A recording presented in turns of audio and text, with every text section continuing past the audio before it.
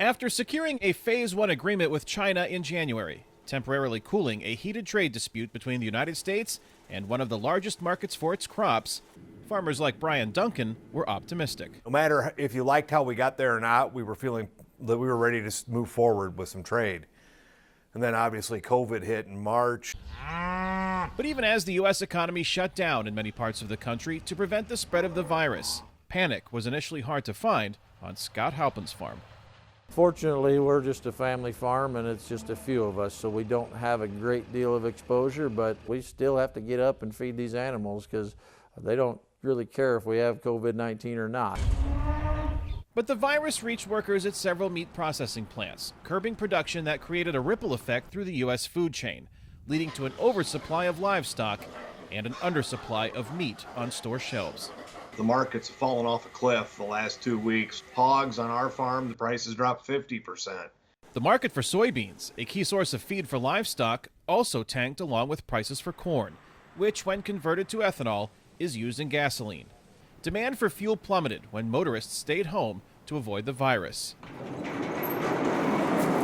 Corn is Fred Greeter's key source of income. Every one of my corn acres produces enough fuel for about 80 cars to run on through the year. So for each car that's parked or miles reduced, it directly affects the demand for ethanol, which is the primary use of our corn. Billions in government aid flowed to farmers to help soften the blow of market disruptions caused by a shuttered economy. Now, although the U.S. is grappling with the deadliest phase of the pandemic to date, the food supply chain is stable.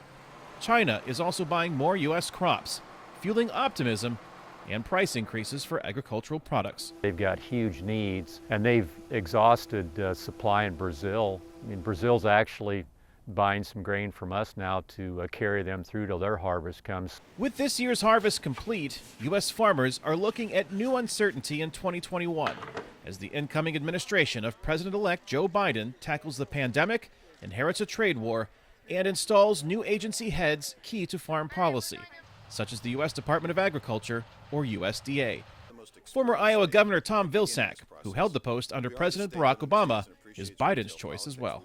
To some extent, it's going to be Biden wanting to go back to what he believes will be the successful policies of the Obama administration. University of Iowa political science professor Tim Hagel says it won't be easy or practical for the incoming Biden administration to undo some of the policies enacted under President Donald Trump. And they have to combine that idea of the old and the new and deal with today's reality. A reality that many farmers who might not have voted for Biden are coming to terms with. I hope this administration, like any administration, would look out for rural America, would continue to want trade deals. All those things I'm hopeful we'll get. It's just too soon to know for sure, but I'm gonna hope for the best. Kane Fairbaugh, VOA News, Bloomington, Illinois.